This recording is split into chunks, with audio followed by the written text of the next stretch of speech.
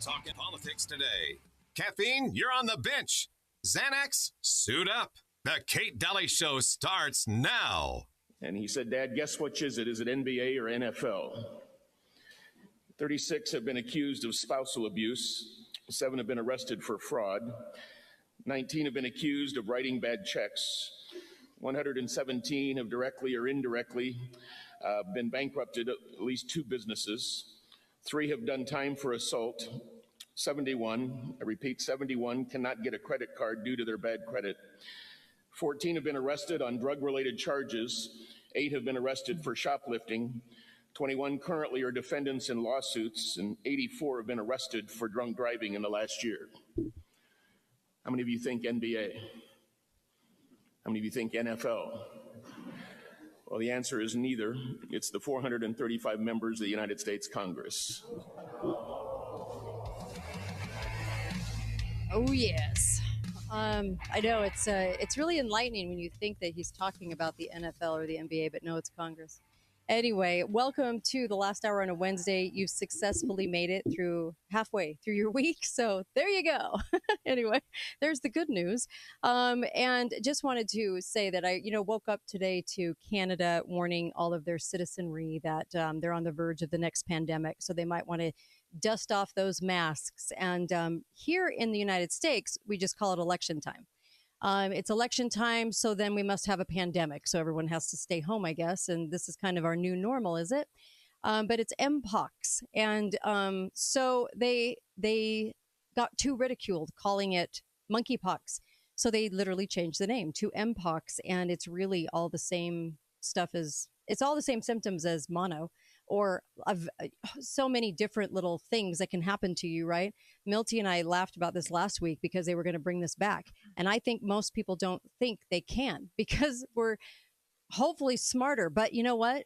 They did give us Kamala, and they're really trying to polish her up and put lipstick on the pig and make it look really, really, really great. So, and AI, all of her photos coming off airplanes and in the stand. So I'm pretty sure that they think we're stupid enough to fall for MPOX. What do you here in the United States? Even the WHO's coming out and saying MPOX. Oh my gosh, it's coming. So what do you think, Melissa Smith, Midwest Melissa? Well, it's just hard to wrap my head around. That we would be this dumb. I guess I'm going to have to go find my belly dance mask again. Oh my gosh, give me a break. Come on. I have heard that MPOX is very mild. The symptoms are very mild, but it could turn into something worse. That's why they're doing this, because it could. Gosh. It might. You never know. Oh, even though anything. Oh, geez. It's all the same symptoms of cold and flu. Well, it's just, yeah, go ahead. The only thing that gives me pause is have they been what, I can't remember the phrase for it, but what? Have they been messing around with the genetics of this and made it into something virulent? I think it's only a matter of time before they actually do that. I think COVID was that. I don't. I think the whole thing was made up. But I think this is another made up one. I think they just went, here's a set of symptoms, and now it's MPOX, and we can control all of you because we'll get the public health departments on board because they're such idiots. We'll tell this to all of America that they have to stay home, and we'll close off restaurants, and we'll make people work from home. Right? Well, how else are you going to bring in digital currency? Oh my really? Gosh. You guys, it's just so, you know what it is? You can't imagine, because when they hoisted Hormala on us, we were like, you're kidding, right? And now it's another, you're kidding, right? People are actually going to fall for this. They're actually going to be brainwashed into MPOX. But they are saying now, I call it the election flu, because you got to have something, right, to get people to stay home or mail in their ballot. My dad had a little expression that was, fool me once, shame on you. Fool me twice, shame on me. Right. And I think all of us were caught off guard by COVID a little bit. Mm-hmm. But if we're caught off guard again, we're just stupid.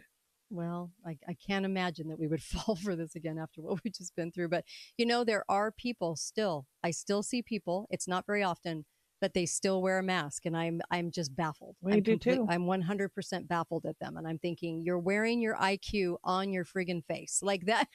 What are you doing?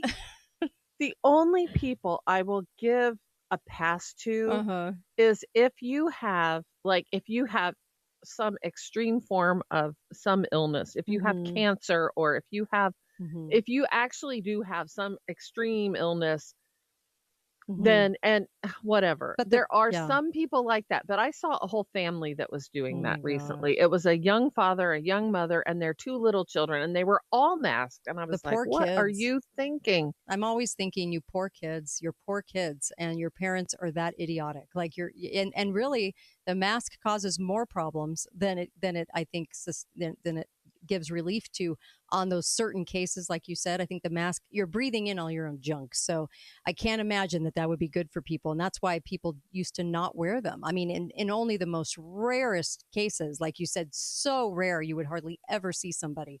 But like you said, there are families, and that's what's pathetic and sad about our society, is that we're that dumb. But and I feel like every time I see somebody with a mask, I'm looking at their IQ. I think it's so sad. Anyway, and I try not to be judgy. I really do. But that's exactly what I'm thinking. I'm like, oh, my word. Let the person go first because they're that moronic. But okay, so we're gonna turn the tables just a little bit, and we're gonna talk about nature. But I think people are actually really gonna like this, because you're gonna bring up some pretty cool, interesting things about this. Well, as a matter of fact, if we're talking about what's healthy for us, it's counterintuitive to what we were told during COVID. Right. Because, and I'm sure many of us already know, that being outdoors is actually healthy for us in many, many ways. Right. There was a man that wrote a book back in 2005. His name is Richard Louv, and he wrote a book called Last Child in the Woods. Okay. And he was the one that coined a phrase called nature deficit disorder. And there's no medical, it's not in the DSM-4 or whatever. There's no medical actual diagnosis. But what his whole premise was that kids are suffering emotionally, mentally, physically, health-wise, across the board, because they no longer go outside. Yeah.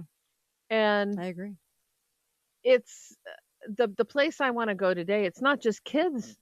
This is not just a kid problem.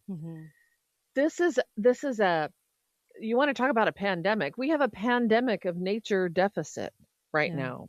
Not to be fixed with a mask. Can't be fixed with a mask.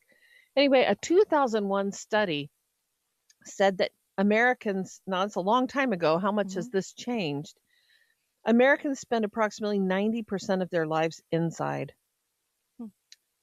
We go outside to walk between our house and the car, and from our car into the grocery store. And then we join gyms. We actually join a gym to go exercise, which is kind of funny, because I think people in the early 1900s or 1800s or beyond that would have just laughed at people like us. We actually pay to go somewhere to have some physical exercise. Sorry. It just cracks me up to no end, because I'm sure that, like I said, evolution chart going backwards. But go ahead. Sorry. Well, green space is on the decline in our urban environments, as well as in other places. Right. And I thought this was fascinating. When we are engaging with our screens, whether it's your TV or your laptop or your phone, that is completely absorbing. It completely takes all your focus. We've all seen the funny videos, the little TikTok-y things where people are walking down the street and crashing into light posts because they're so absorbed in their phone. And that kind of attention that kind of focus on that screen is bad for our health. Right. It's just bad for us.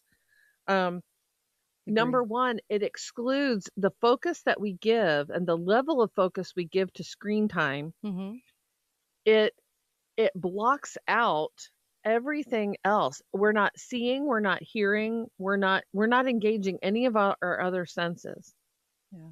I think that was really interesting. And I'll share with you, this is what just happened to me as I was reading the book that I was reading here the last couple weeks.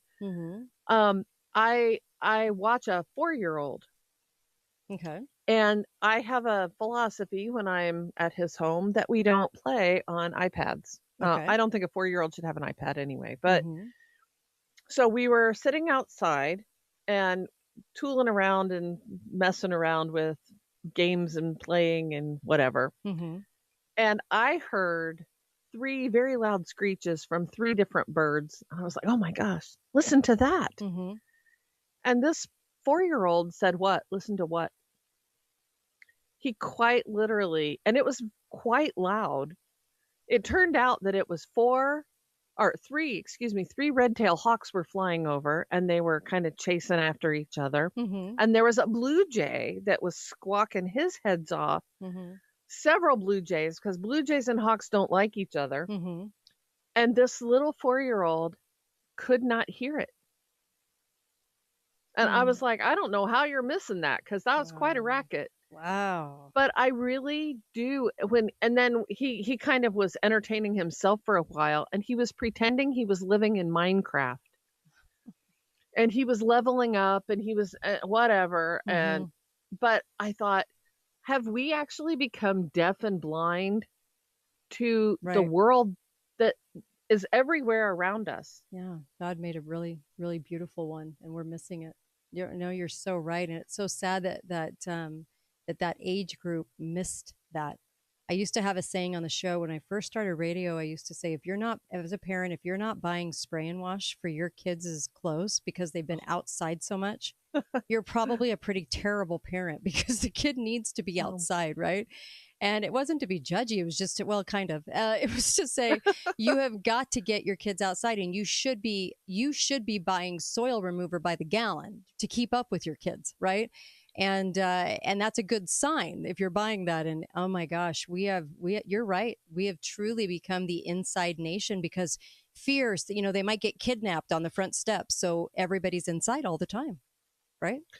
Well, maybe that must be it. There are many children now who would prefer, they don't like it outside because there's no place to plug in out there. You're right. No, you're right. Where do I plug my devices? Outside. It's so sad is it sad to you, Melissa, to see these kids with devices?